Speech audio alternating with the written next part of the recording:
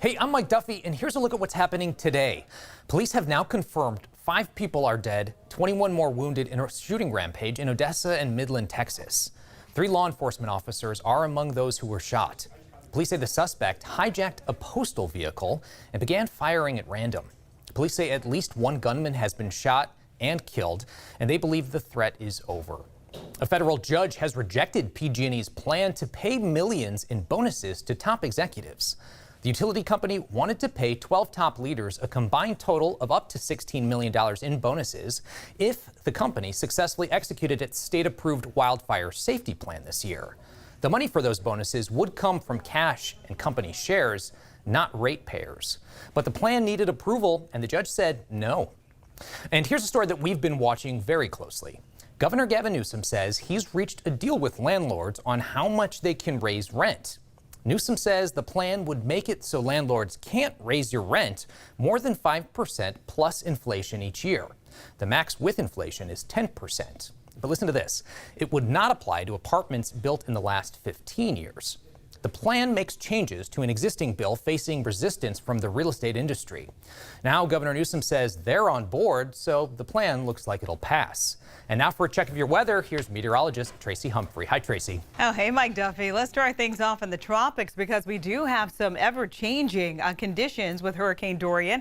It is now a Category 4 storm, a major hurricane. Max winds right now 150 miles per hour, moving out of the west at 8 miles per hour. Keep in mind, this is around the 4 o'clock hour. There will be other updates throughout tonight. So if you are truly concerned with what's going on with Dorian, you can always go to the National Hurricane Center website and get the latest.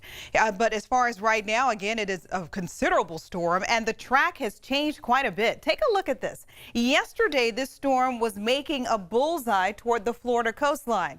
Well, not now. We're looking at a little bit more of a shift to the north. And right now, it looks like it could be making landfall anywhere between the coastline of Georgia, South Carolina, and even possibly North Carolina. Also, take a look at this. Category 4 expected to be downgraded to a 3. As it gets closer to that continental shelf, it loses a lot of that open water in the Atlantic, and so it loses a lot of its steam, its power, so to speak. And then with this right now, looks like it could be making landfall around 2 o'clock in the afternoon Wednesday, and then skirting and bending off to the right ever so slightly. It continues to change. We continue to monitor it, and if you have any travel plans from Florida all the way up to the eastern seaboard, Monday, Tuesday, Wednesday, or Thursday, make sure you know what's going on. You may have to make some changes to your airline reservations. As far as we are concerned, we are high, we are dry, and we're hot. It is 97 degrees at 4:30 in the afternoon. Winds out of the west at 8 miles per hour.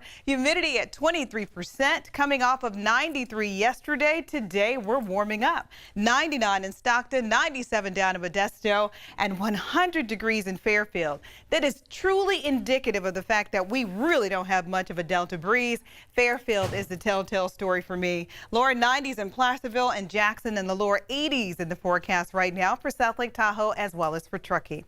As we take a look at your weather timeline, do you have plans? Well, it's still going to be hot until around 7 o'clock tonight. You'll see temperatures by that time in the lower 90s. Your sunset coming in at 7:38. Temperatures dipping down to the 80s around 9 o'clock tonight, and overnight lows expected to be in the mid-60s. So your Labor Day holiday weekend forecast for Sunday, I'm going for an afternoon high of 98 degrees. Sunny and hot, and again for Labor Day, a beautiful day, but again a hot day with temperatures above average. 96 degrees for Sacramento.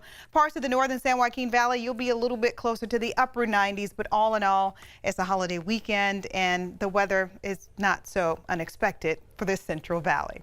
That is a look at your weather forecast, and now you're all caught up with what's happening today.